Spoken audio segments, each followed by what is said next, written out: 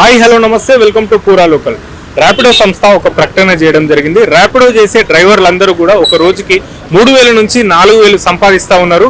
నెలకు వీళ్ళ ఆదాయం వచ్చేసి 65,000 నుంచి ₹1,00,000 వరకు సంపాదిస్తున్నారని చెప్పేసి ఒక ప్రకటనలో తెలపడం జరిగింది. నిజానికి ఆటో డ్రైవర్లందరూ కూడా మాకు ఓలా ఊబర్ ర్యాపిడో లేనప్పుడు చాలా బాగుండేది అని చెప్పేసి మొన్న రీసెంట్ గా జరిగిన ధర్నాలు చెప్పడం జరిగింది. సో ఈ రోజు ఈ ప్రకటన జరిగిన తర్వాత వాళ్ళు ఏం మాట్లాడతారు, వాళ్ళ లోపల ఎంత బాధ ఉంది, వాళ్ళు ఏం చెప్తారు, అన్ని విషయాలు అడిగి తెలుసుకుందాం. ఆటో డ్రైవర్ల దగ్గరికి వెళ్ళిపోదాం. నమస్తే. నమస్తే. రోజుకి 3,000 నుంచి 4,000 వరకు ఆటో డ్రైవర్లు సంపాదిస్తున్నారని చెప్పేసి ర్యాపిడో సంస్థ ఒక ప్రకటనలో తెలపడం జరిగింది. సార్ రోజుకి 3-4 వేలు సంపాదిస్తే సాఫ్ట్వేర్లు గిట వచ్చి ఇదే బండి నడిపిస్తారు. రోజు 3-4 వేలు సంపాదన ఉంటే ప్రతి బిజినెస్ చేసేటోళ్ళు బిజినెస్ మార్చి ఇదే బిజినెస్ చేస్తారు. ఏదో మేము ₹1,000 1,200 దినం సంపాదిస్తున్నాం అంతే. మేము పొద్దున షేరింగ్ కొడతాం, ఇప్పుడు షేరింగ్ కొడతాం. మధ్యాహ్నం ర్యాపిడో కొడదామంటే 10 కిలోమీటర్లకి ₹100. ₹100 10 కిలోమీటర్లు ఏం సరిపోతుంది సార్? లోకల్ మహా అంటే 2 కిలోమీటర్స్కి ₹50 ఇస్తాడు. అది 3 కిలోమీటర్స్ బి అవుతుంది, 2.5 బి అవుతుంది. దాంట్లో ఏం సరిపోతుంది సార్? లేదంటే ర్యాపిడోలో సంపాదించాలని ఉండాలంటే మినిమం ఒక 10 కిలోమీటర్కి 200 అన్నా ఉండాలి.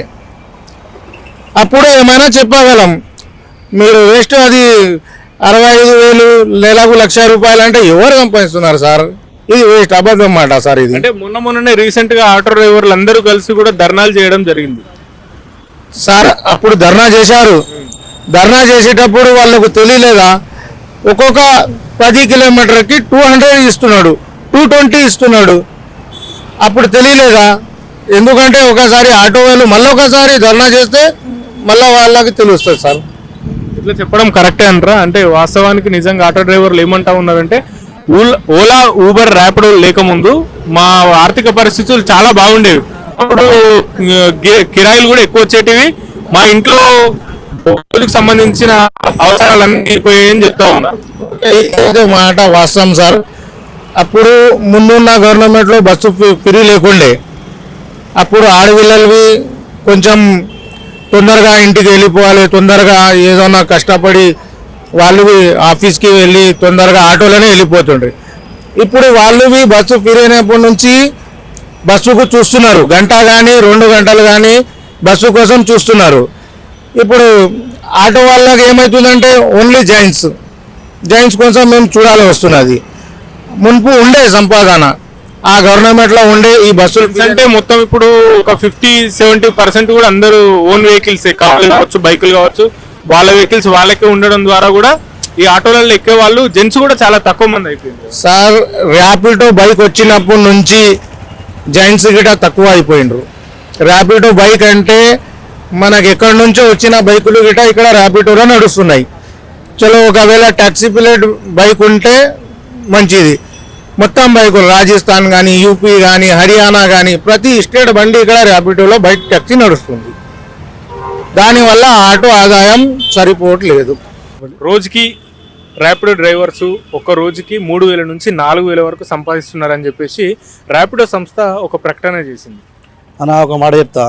ర్యాపిడో కానీ, ఓలా కానీ, ఊబర్ కానీ ఏ సంస్థ అయినా సరే మా రక్తం తాగానే ఉన్నాయి. ఎందుకంటే ట్రాఫిక్లో ఒక 6 కిలోమీటర్లు వెళ్తే వాడు ఇచ్చేంత ₹70 ₹80 ఇస్తారు. మాకు అసలు గిట్టుబడే కాదు. గ్యాస్ ₹100 గ్యాస్ కోసం దాదాపు గంట సేపు లైన్లో వెళ్ళాలి మేము. ఒకసారి అయితే పొద్దున్న 2-5 గంటలు దాంట్లో గ్యాస్ కోసం వెళ్ళాలి. టైంకి దొరకవు గ్యాస్. మళ్ళీ ఈ రోడ్డు మీద వస్తే ఆ ట్రాఫిక్లో రోజుకి 500 చేయాలి, కష్టమవుతున్నాయి. ఎవరు చెప్తారు కదా, ఇప్పుడు మన యాడ్ వస్తున్నాయి కదా ఊబర్ వాళ్ళది, ఇది వాళ్ళది. ఏమంటారు వాళ్ళంటే రోజుకి 4,000 సంపాదిస్తారు, 2,000 సంపాదిస్తారు, 7,000 సంపాదిస్తారు. కొడుకులు వచ్చి ఇట్లా వచ్చి చూడాలి కదా, వాళ్ళకి తెలిస్తే కదా రోడ్డు మీద బాధపడుతున్నాం మేమని. వాళ్ళు చూడరు, వాళ్ళు టీవీలోకి చూసి చెప్పేది కాదు కదా. ఇప్పుడు గవర్నమెంట్ ఏమి ఇస్తున్నాయి? వాడు 12,000 చెప్పి 12,000 చెప్పిన సంవత్సరానికి ₹1 ఇవ్వలే. ఇప్పుడు ఫ్రీ బస్ పెట్టడం వల్ల ఏమన్నా ఇబ్బంది అవుతుందా మీకు? అలా ఫ్రీ బస్ ఎవరికి? షాపింగ్ మాల్కి ఇచ్చిండు అవి. ఆడలకు షాపింగ్ మాల్ తిరగడానికి ఫ్రీ బస్. అవి ఫ్రీ బస్ అనేది షాపింగ్ మాల్ తిరగడానికి ఆడలకు. ఎందుకంటే ఈ ఆన్లైన్లో బట్టలు షాపులని ఆన్లైన్ ఇంటికాడ కూర్చొని ఆడలు బుక్ చేస్తున్నారు కదా, అందుకే ఫ్రీగా పెట్టారు. ఎందుకంటే మా షాపింగ్ మాల్ రావాలి, పెద్ద పెద్ద వాళ్ళ కార్పొరేట్ సంస్థ ఉన్నాయి కదా షాపింగ్ మాల్ వాళ్ళది, వాళ్ళ కోసం అది ఫ్రీ బస్సు. పబ్లిక్ కాదు అది. ఆడలు షాపింగ్ మాల్ చేసేది ఎక్కువ ఆడలే. ఎందుకంటే వాళ్ళ ఆడలు ఇంట్లో కూర్చొని బుకింగ్ చేసుకునే బదులు ఇక్కడ వచ్చి షాపింగ్ చేయాలని వాళ్ళు పెట్టిండ్రు. ఫ్రీ ఉంది కాబట్టి ఫ్రీగా బస్సులో వెళ్ళిపోయి ఫ్రీగా దానికోసం ఫ్రీ అవి ఆడోళ్ళు అనుకుంటారు ఏమో మన కోసం ఫ్రీగా, మన వీళ్ళు వాళ్ళ కోసం కాదు ఇది. ఫ్రీ అంటే పేదలు పెట్టాలి. పేదలు ఎట్లా అంటే ఊరు నుంచి హైదరాబాద్కి బతికి వస్తే వాళ్ళకి పెట్టాలి. మినిమం 100 కిలోమీటర్ డిస్టెన్స్ పెట్టాలి.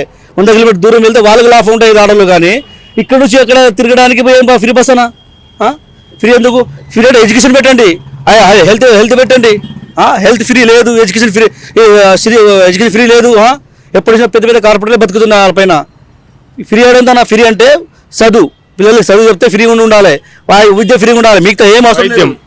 వైద్య విద్య సరే వైద్య విద్య రెండే ఫ్రీ ఉండాలి. మన దేశమైన రాష్ట్రమైనా అప్పుడే డెవలప్ అయితే జనాలు పేదోళ్ళు. వీళ్ళు రక్తం తాగుతారు, ఆడ హాస్పిటల్లో పోతే ఇక్కడ మన స్కూల్లో పోతే వీళ్ళు కొన్ని లక్షల ఫీజు తీసుకుంటారు. వీళ్ళేమో ఆడవాళ్ళు బస్సులు ఫ్రీ పెడతా, ఆడవాళ్ళు షాపింగ్ మాత్రమే బస్సు పెట్టి ఫ్రీ. వీళ్ళు మనం చాలా మంది అనుకుంటే చెప్పలు ఆడవాళ్ళు చెప్పడం కాదు, వాళ్ళు చెప్పుదే కొట్టాలి గవర్నమెంట్కి. ఎందుకంటే బస్సులు ఫ్రీ పెట్టకూడదు, ఎప్పుడైనా ఫ్రీ వస్తాలో పెట్టకూడదు.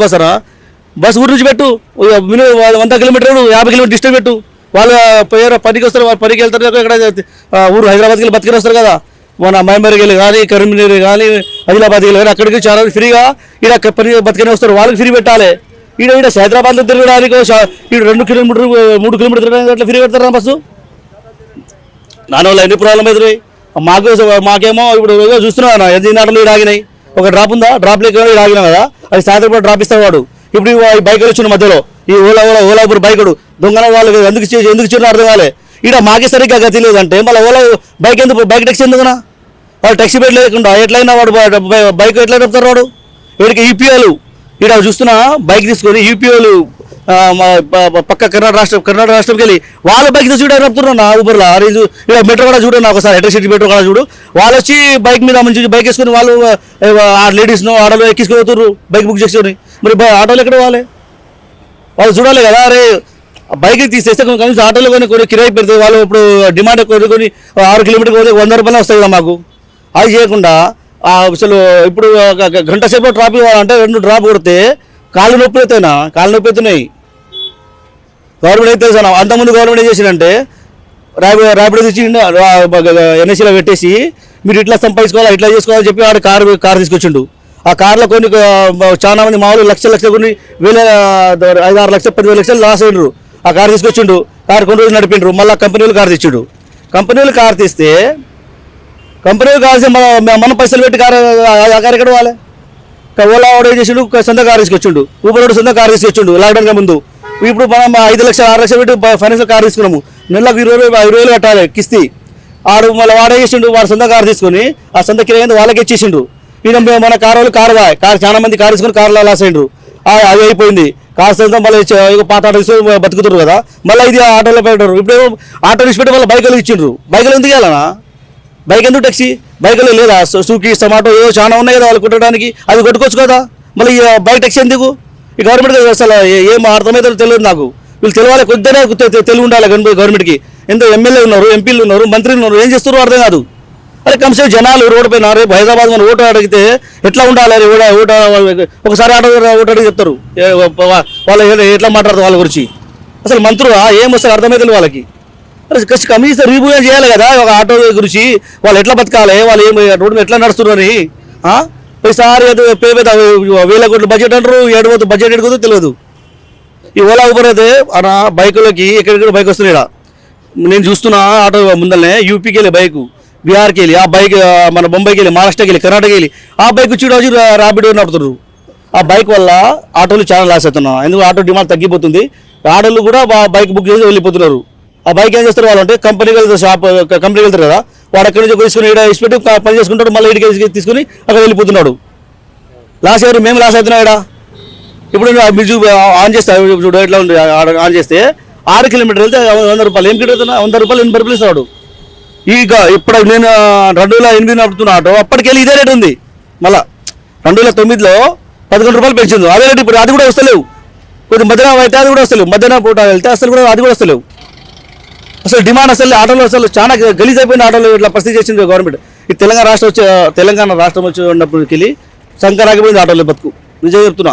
అప్పుడేమో కేసీఆర్ గవర్నమెంట్ ఏం చేసిందంటే మనం ట్యాక్స్ ఫ్రీ అని చెప్పేసిండు మనకు. రోడ్ ట్యాక్స్ అని. రోడ్ ట్యాక్స్ ఎంత సంవత్సరానికి 300 400 ఉండే ఒకటే ఫ్రీ పెట్టేసి మా తర్వాత ఛానల్ ఆంధ్ర రాష్ట్రం ఉన్నప్పుడు 50 రూపాయలు 100 రూపాయలు ఫైన్ ఉండే మాకు. చిట్టి రాస్తుండే వచ్చి తీసుకుని మంచి ఎక్కడైనా తిరిగినా సంపాదించుకుంటే కొన్ని పైసలు వస్తుండే మాకు, రోజుకి 1000 రూపాయలు వస్తుండే. ఆ తర్వాత 600 ఫైన్. ఒక ఫోటో ఇప్పుడు ఉన్నారు పోలీసులు ట్రాఫిక్లు ఎక్కడ చూసినా ఫోన్లో ఫోన్ ఏముందన్నా, ఫోన్ వాళ్ళు డ్యూటీ చేస్తుర్రా లేదా సెల్ఫీ దిగుతుర్రా మాకే తెలుస్తలేదు. వాళ్ళు పబ్లిక్ ఫోటో తీస్తుండ్రా, ఆటోలు ఫోటో తీస్తుండ్రా, లేకుంటే వాళ్ళు సెల్ఫీ తీసుకుంటారా మాకు అర్థమైతే ఇట్లాంటి పరిస్థితి ఉంది రాష్ట్రంలో. అసలు ఫోన్ ఎందుకన్నా రోడ్ పైన పెద్దగా కార్ లాగుతుండే వాళ్ళకి అసలు ఫోటోస్కి వెళ్ళిపోవడమేనా. ఒక టోచర్ పెట్టాలి. పక్క రాష్ట్రంలో చూడండి, ఆంధ్ర కర్ణాటక మహారాష్ట్రలో ఒక బండి రోడ్డు మీద వస్తే కారు డబ్బై టోచర్ తీసుకుని మున్సిపాలిటీ ఆఫీస్లో వారేస్తారు. రోడ్డు మీద ట్రాఫిక్ క్లియర్ చేసి అట్లా చేస్తారు వాళ్ళు. ఇక్కడ ఏంది ఎక్కడ పడితే అక్కడ సెల్ఫీ దిగడము, ఫోటోలు ఫైన్ పెట్టడం ఏందన్నా ఇది సంపాదన మొత్తం దాన్నే అవుతున్నాయి. ఇక్కడ ఈఎంఐ కట్టాలన్నా వీళ్ళకి కరోడ్ ట్యాక్స్ కట్టాలన్నా ఈ దానికి సరిపోతున్నాయి మా పైసలన్నీ.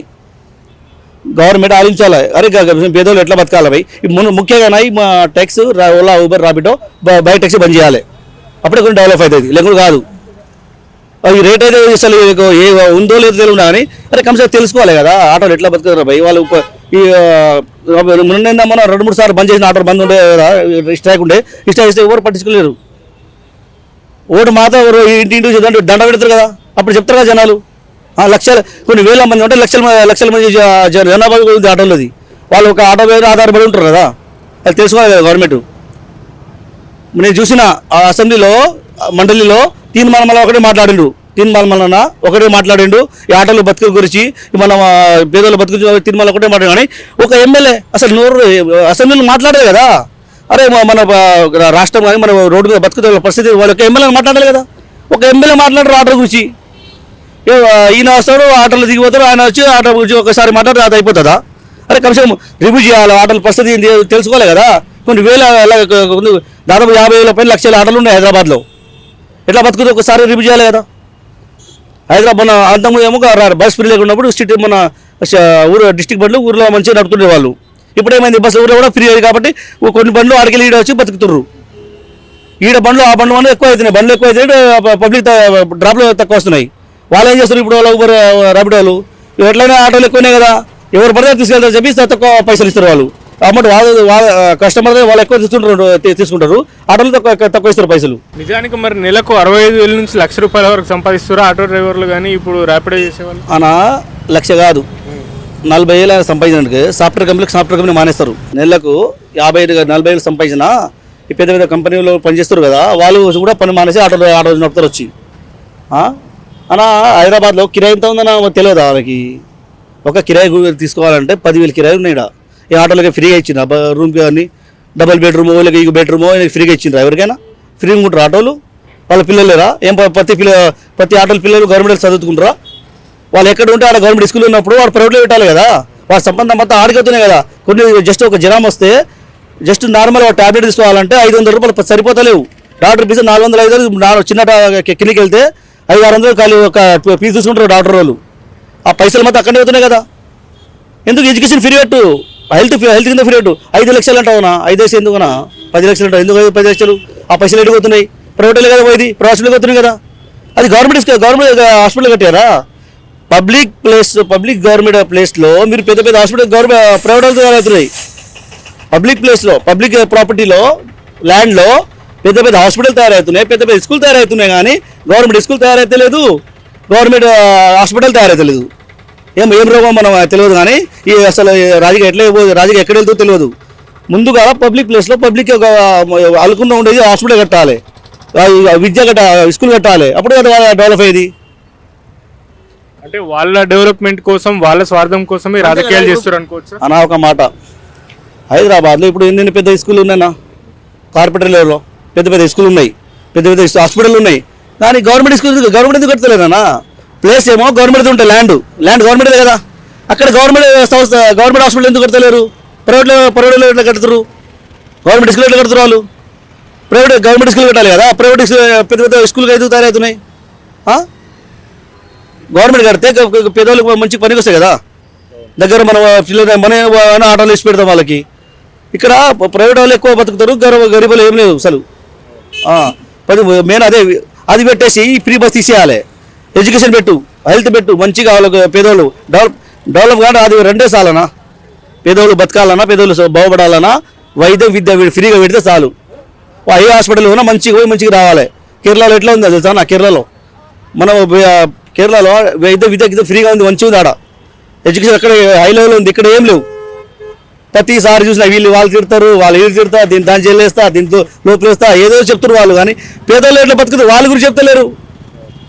ఇంకోటి క్రికెట్ గురించి మన విరాట్ కోహ్లీ, ధోని వాళ్ళు కూడా వాళ్ళు జైలు వేయాలి ఫస్ట్. ఎందుకు తెలుసా? వాళ్ళు ఒక హీరో, ఒక క్రికెటర్ కాదు, ఇండియాకి వెళ్ళి ఆడుతారు కదా. ఇండియా క్రికెట్ ఆడేటోళ్ళు ప్రైవేట్ స్కూల్ ఎట్లా వేస్తారు అన్న వాళ్ళు గవర్నమెంట్కి చెప్పాలి కదా. మీరు చాలా మంది తెలిసిన వాళ్ళు, మీరు ఇండియా కోసం క్రికెట్ ఆడేటోళ్ళు మీరు ప్రైవేట్ స్కూల్కి ఎందుకు అడ్వర్టైజ్ ఇస్తారు? తప్పు కదా అది. గవర్నమెంట్ ప్రైవేట్కి అడ్వర్టైజ్ చేస్తే మరి గవర్నమెంట్ పనికి రాదు లెక్కే కదా. ఇంకోటి ఈ సినిమా హీరోలు వాళ్ళు కూడా ప్రైవేట్ హాస్పిటల్ అడ్వర్టైజ్ చేయకూడదు. గవర్నమెంట్ మన స్కూల్ గురించి కానీ గవర్నమెంట్ స్కూల్ అడ్వర్టైజ్ చేయాలి. వాళ్ళకు శాతం గవర్నమెంట్ స్కూల్ చెప్పాలి. ప్రైవేట్ స్కూల్ ఎట్లా అడ్వర్టైజ్ ఇస్తారు? ప్రైవేట్ హాస్పిటల్ అడ్వర్టైజ్ చేయకూడదు కదా. వాళ్ళ వల్ల ఎందుకు ఎవరు మన లాస్ అవుతారు కదా. అక్కడ పేదలు లాస్ అవుతారు కదా. అది గవర్నమెంట్ ముందు వాళ్ళే బ్యాన్ చేయాలి. అరే మీరు కొంచెం చాలా మంది నమ్ముకున్న వాళ్ళు మీరు గవర్నమెంట్ లాస్ ఎట్లా ఇస్తారు భయ్? మీరు ప్రైవేట్ స్కూల్ యాడ్ చేస్తారు, ప్రైవేట్ స్కూల్ హాస్పిటల్ యాడ్ చేస్తారు, ఎట్లా ఇస్తారు వాళ్ళు? చేయకూడదు కదా. అసలు ఎవరు మాట్లాడతారు? నాకు అర్థం ఒక రాజ్యాంగం ఒక్కసారిగా లేదనా. ఎడ్యుకేషన్ అంటే అసలు ఎట్లా ఎవరు మాట్లాడాలి, ఎవరు చేయాలి, పేదలు ఎట్లా బతకాలనేది. పేదలు బతికేది హెల్త్ మీదనే కదా. హెల్త్ కానీ స్కూల్ మీద ఆ డెవలప్ రెండే ఫ్రీగా ఇస్తే అసలు మనం తెలంగాణ కాదు ఏ రాష్ట్రమైనా సరే ఆటోమేటిక్ డెవలప్ అవుతుంది. అదే ఫ్రీ లేకుంటే ఈ తిరగడానికి బస్సులు ఫ్రీ ఎందుకన్నా? పని చేయరా ఆడోళ్ళు? ఇప్పుడు ఆ ఫ్రీ వల్ల చాలా లాస్ అవుతానన్నా.